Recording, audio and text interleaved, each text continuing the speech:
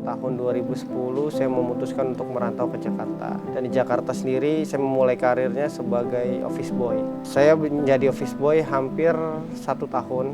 Mungkin banyak orang Jakarta tahu di Plaza Ciputat. Awalnya saya memulai karir saya di situ. Siangnya office boy, malamnya jadi angkot Pondok Labu Ciputat. Pada saat itu gajinya hanya 600.000, kosan saya itu bayar 400, saya harus bisa bertahan hidup di 200.000. Orang tua saya udah menyuruh pulang, udah pulang aja ke Lampung daripada di Jakarta susah-susah, kamu ntar hidupnya susah, makan susah, segala macam susah. Tapi saya punya kepercayaan bahwa nanti suatu saat saya akan bisa taklukkan Jakarta. Apapun pekerjaannya, saran saya mungkin buat teman-teman di rumah, pekerjaan itu ambil aja. Karena di setiap pekerjaan itu ada pelajaran yang memang yang bisa kalian ambil di situ. Yang pertama mental, saya bilang tadi. Yang kedua ambisi. Kalau kalian sudah pernah merasakan hidup susah, harusnya kalian punya ambisi yang besar untuk gak kayak gitu lagi.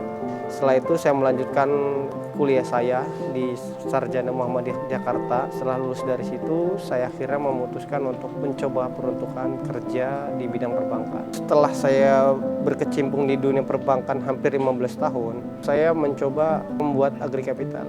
Awalnya hanya ada 1 karyawan. Nah, sekarang kita sudah ada hampir 100 karyawan di seluruh kota. Kita ada di Jakarta, Bandung, Surabaya, dan Bali.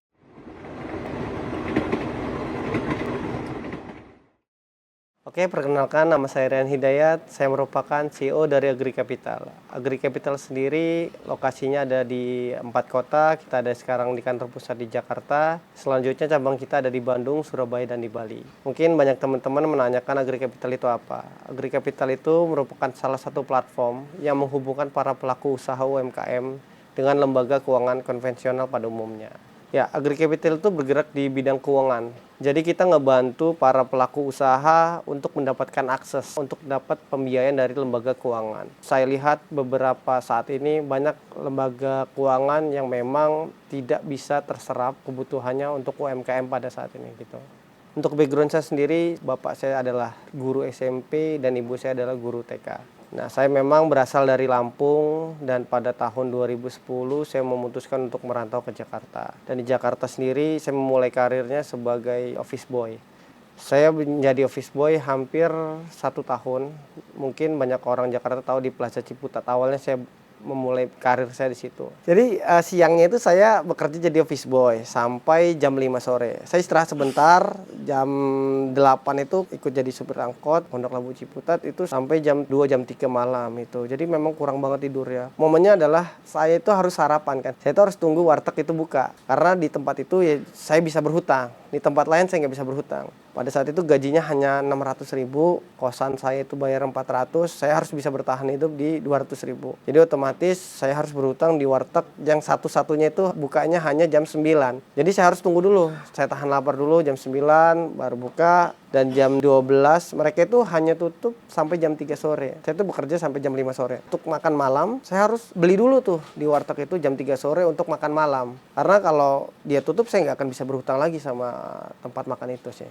Jadi pekerjaan saya waktu office boy itu ya kita tahu lah kalau office boy pasti bersih-bersih gedung segala macam. Nah itu pertama kali saya itu bersihin urinoir pakai tangan. Jadi pakai sarung tangan bersihin urinoir supaya tidak kotor gitu. Urinoir yang punya cowok saya bersihkan pada saat itu. Ya kaget lah karena memang nggak pernah dapat job desk yang seperti ini pada saat kayak gitu. Terus juga mungkin sempat sakit dilaporkan sama teman kerja, akhirnya saya di SP kan gara-gara itu. Saya sakit itu hanya cuman butuh tidur setengah jam ya mungkin. Karena kan siangnya office boy, malamnya jadi angkot Pondok Labu Ciputat. Jadi memang kurang tidur banget. Pada saya sakit cuman butuh tidur setengah jam itu saya dilaporkan atasan saya, akhirnya hampir dipecat gara-gara hal itu.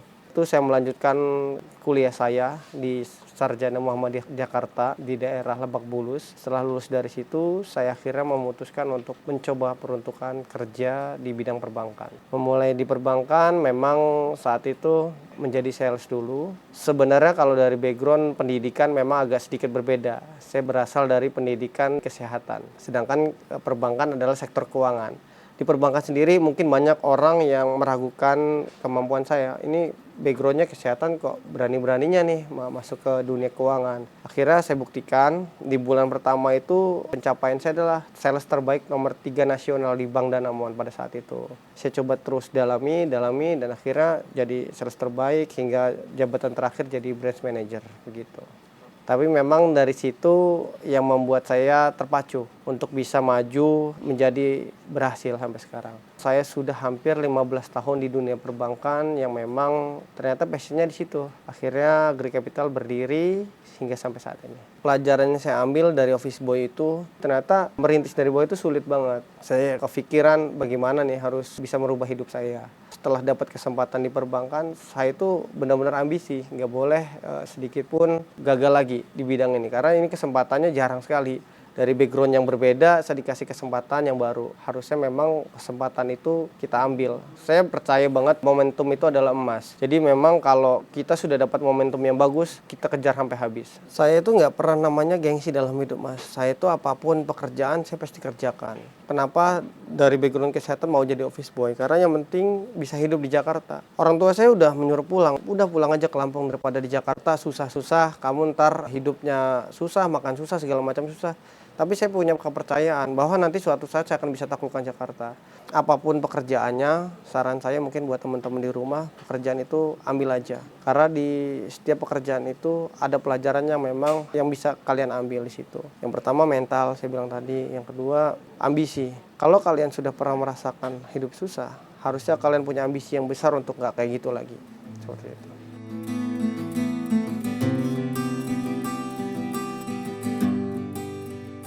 Sejarahnya Agri Capital sendiri, memang setelah saya berkecimpung di dunia perbankan hampir 15 tahun, saya berpikir memang banyak UMKM atau pengusaha-pengusaha yang kesulitan mendapatkan akses. Apalagi pasca pandemi kemarin, secara slik, debitur atau nasabah-nasabah itu terganggu. Sehingga mereka itu tidak dapat permodalan dari lembaga keuangan. Nah, dari trigger itu saya mencoba membuat Agri Capital.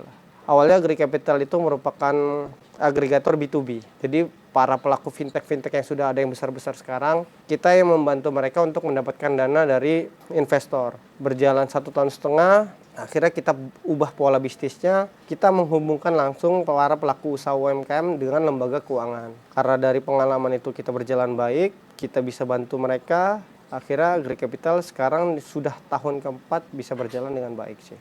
Motivasi terkuat saya membangun Agri Capital ya memang dari keresahan ingin membantu banget para pelaku UMKM. Kita tahu kalau di Indonesia hampir 60% PDB nasional itu disokong oleh UMKM. Jadi sebenarnya ini sektor yang memang luas. Harusnya kita bisa garap mereka bisa tumbuh. Jadi kita juga merasa menjadi sosok penolong buat mereka lah gitu. Yang saya amati, para pelaku UMKM itu gagal bertumbuh itu karena mungkin mereka tidak dapat akses pendanaan. Mereka itu secara dokumen kredit, mereka itu kurang baik. Saya bilang tadi, rata-rata pengusaha itu yang UMKM mikro, secara dokumen keuangannya mereka nggak terreflek usahanya di situ. Sedangkan dari perbankan harus melihat keuangannya itu reflek di mutasi keuangan. Terus setelah itu mereka itu nggak konsen terkait slik. Rata-rata pasca pandemi kemarin memang para pelaku usaha rata-rata pasti hancur. Mereka ada cicilan yang tertunggak segala macam. Padahal itu harus mereka bayar gitu kan. Nah makanya kita edukasi mereka dari slik sama pelaporan keuangan mereka itu harus rapi. Dulu saya membangun Agri Capital mungkin tanpa modal. Saya sempat mungkin berdarah-darah waktu di awal. Saya itu hanya memiliki 1 karyawan pada saat itu. Itu kantor awal kita ada di BSD. Kita hanya sewa mungkin 2x2, hanya cukup buat bertiga. Saya dan partner saya, Mas Adi, itu ngebangun Agri Capital benar-benar dari nol. Saya berpartner dengan Mas Adi itu sejak di bank terakhir saya. Kita memang banyak almater di Bank Danamon, di Indosuria, dan di beberapa lembaga keuangan memang berbarengan. Saya dan Mas Adi memang memiliki satu job desk yang berbeda. Yang satu memang jago di sistem, yang satu memang jago di lending dan fundraise. Jadi kita merupakan salah satu paket lengkap nih jadinya kayak gitu. Sampai kita ngebangun sistem juga kan, sistem AI yang bisa bantu screening debitur, sistem AI yang bisa mengumpulkan pelaku usaha agar bisa dapat aksesnya, itu yang membuat kita berdarah-darah waktu di awal. Saya sempat berhutang sana sini untuk ngebangun sistem itu. Kita belum ada sama sekali profit di tahun awal. Setelah berjalannya sistem sudah jadi, akhirnya kita bisa tumbuh dengan baik sih. Titik terendah saya, mungkin saya bilang itu waktu tahun pertama membangun Agri Capital, saya sampai berhutang sana sini, sampai saya pernah menggadaikan emas kawin saya gadaikan waktu awal-awal membangun Agri. Tidak ada investor, tidak ada yang ngebantu kita hanya berdua, saya dan Mas Adi untuk bisa bangun ini sampai sejauh ini. Agri Capital awalnya hanya ada 1 karyawan. Nah, sekarang kita sudah ada hampir 100 karyawan di seluruh kota. Kita ada di Jakarta, Bandung, Surabaya, dan Bali. Nah, terus untuk dana yang disalurkan kita portofolio kita hampir di 100 miliar. Nah, mungkin kalau sekarang profitnya ya bisa dibilang miliaran lah per bulannya.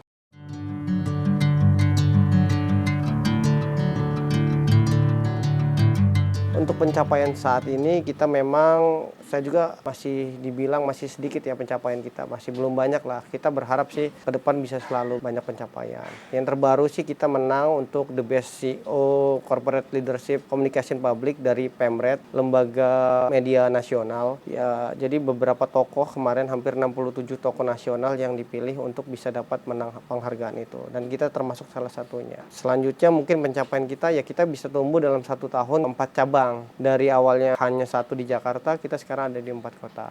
Para klien kita ya success story-nya itu kita tahu kan di Indonesia itu pola bisnisnya masih cash to cash. Saya ada beberapa klien, contohnya mereka itu punya usaha warung makan Padang. Warung makan Padang itu rata-rata pembayarannya adalah cash. Secara otomatis tidak ada terreflect di rekening tabungan. Nah, itu memang bertolak belakang dengan risk assessment dari para pelaku lembaga keuangan. Bagi lembaga keuangan harus terreflect di laporan keuangan. Sedangkan teman-teman pelaku usaha mikro itu rata-rata bentuknya cash. Nah, story kita ngebantu mengedukasi mereka untuk bisa masukkan dong rekening tabungan agar usahanya ke-reflect segala macam. Akhirnya setelah kita bantu dokumen kreditnya baik, akhirnya mereka dapat pendanaan yang lebih besar. Dan setelah dapat pendanaan mereka bisa tumbuh menjadi beberapa cabang. Dari yang semula mungkin cabangnya kios kecil, sekarang sudah punya ruko 3.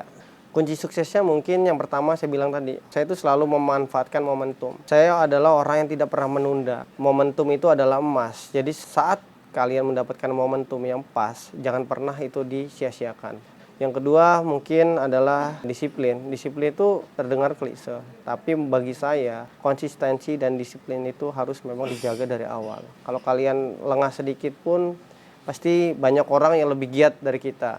Banyak orang yang lebih gigih dari kita bekerjanya. Kalau ada momentumnya bagus, ditambah kalian disiplin, itu pasti akan dapat suksesnya. Setiap momen itu bagi saya penting ya, karena memang menurut saya adalah proses. Saya itu waktu awal-awal belum ada investor, saya itu pitching sama Adi mungkin hampir ratusan kali setiap hari itu selalu pitching sana sini dengan modal yang terbatas dari modal mungkin hutang dan segala macam. Momen terpentingnya adalah waktu mungkin investor kita yang sekarang masuk itu menjadi salah satu momen terpenting kita. Karena dari teman saya atau investor saya namanya Pak Yovan itu ngebantu saya untuk bisa tumbuh sampai sejauh ini banget. Saya selalu bilang waktu pertama kali ke Jakarta kan dulu saya naik bis ya. Saya nggak punya kendaraan pribadi, motor pun saya punya itu pada saat kuliah. Jadi waktu pertama ke Jakarta, lihat gedung-gedung gede, saya lihat suatu saat pasti saya punya gedung ini atau saya akan berkantor gedung itu. Saya percaya dengan namanya the power of mindset. Jadi apapun yang kamu pikirkan, pasti itu akan kejadian. Saya selalu berpikir seperti itu. Saya nggak pernah berpikir, saya nggak akan berhasil. Saya pasti berhasil. Perasaannya tentu senang ya. Akhirnya manifestnya kejadian gitu kan. Harapan saya mungkin Agri Capital yang pertama bisa bermanfaat untuk para pelaku bisnis di Indonesia. Yang kedua mungkin untuk teman-teman sendiri yang bergabung di Agri Capital bisa hidup makmur dan kita bisa bertumbuh di berbagai kota dan bisa dapat membantu para pelaku UMKM bisa tumbuh. Saran saya buat teman-teman yang ingin memulai bisnis, yang pertama siapkan mental kalian, jangan pernah menyerah, disiplin, sama manfaatkan momentum. Jangan pernah melewatkan sedikit pun momentum yang ada. Selalu bergerak, selalu tumbuh, dan kuatkan mental. Nama saya Rian Hidayat, saya CEO dari Agri Capital. Ini naik kelas versi saya dan temukan naik kelas versi kamu.